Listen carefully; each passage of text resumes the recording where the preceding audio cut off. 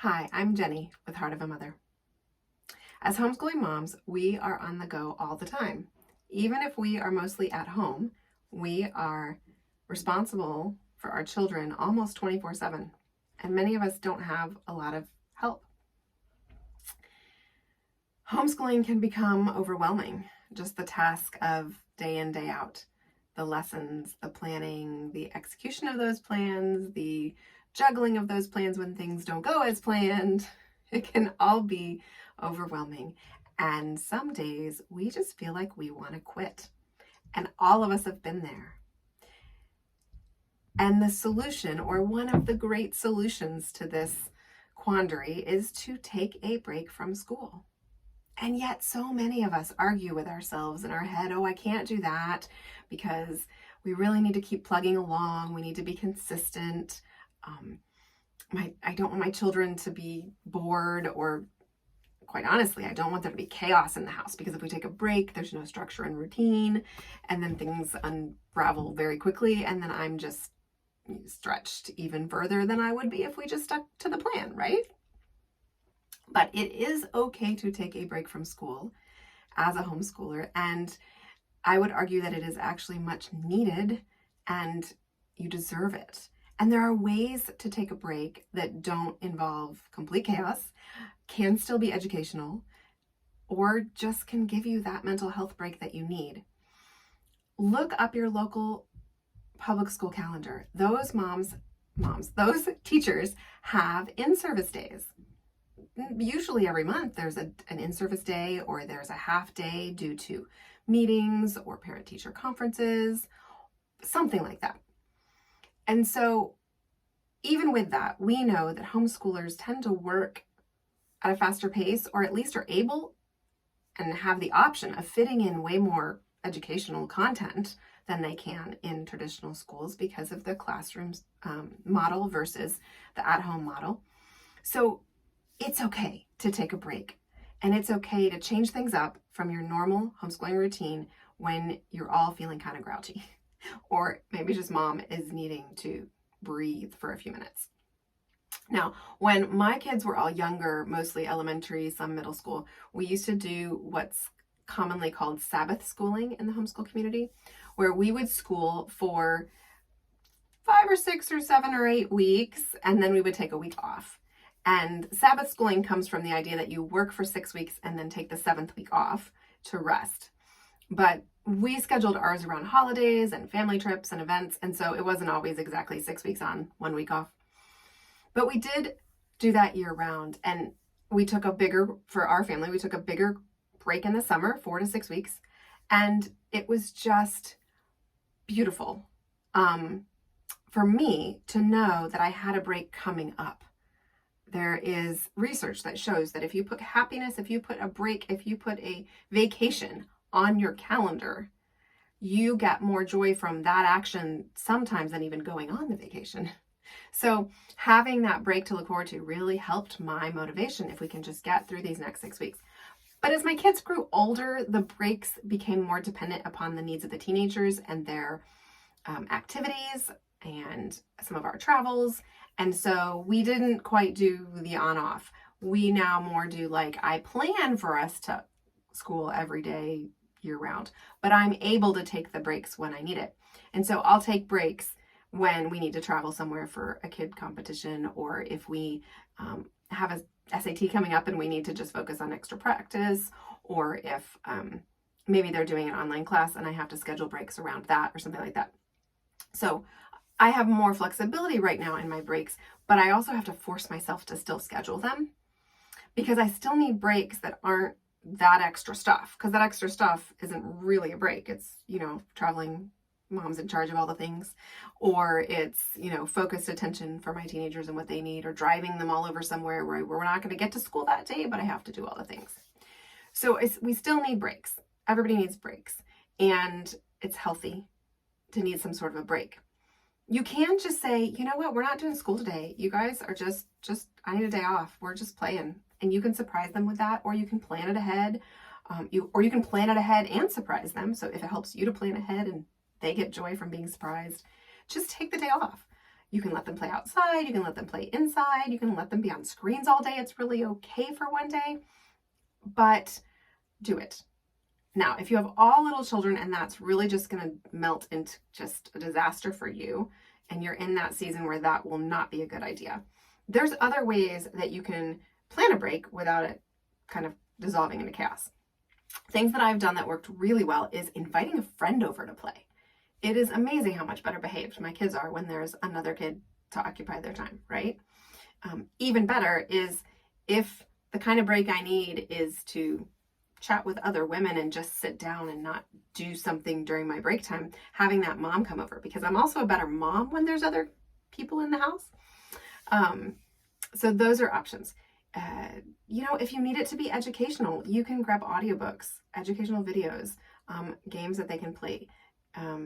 You can set up things ahead of time, which might take some preparation and planning and preparing for that day off, but still can give you the change in scenery, the novelty that might help your brain rest, right? Because that's a lot of this. So, for example, this week, on Monday, I realized that my kids and me, and I was just grumpy. We just needed kind of a reset. And so on Tuesday morning, when I started our school day, I sat down with my elementary school kids and I said, we are going to do different things for the next 4 days for school. And we need to choose something that's reading, something that's writing, and something that's math. And then you can pick some other things.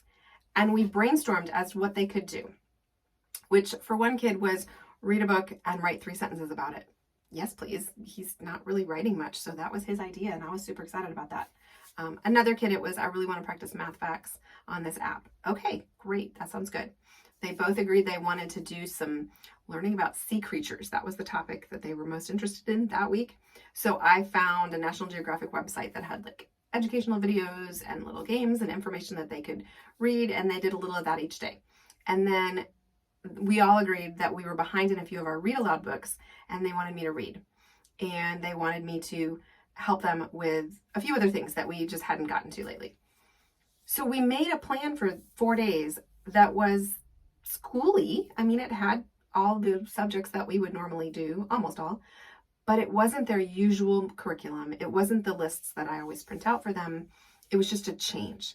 And what happened was, first of all, I actually spent more time with them one-on-one and as a group than I had been spending the past month, because most of the work that they're doing, they can get done without me because they're so independent now.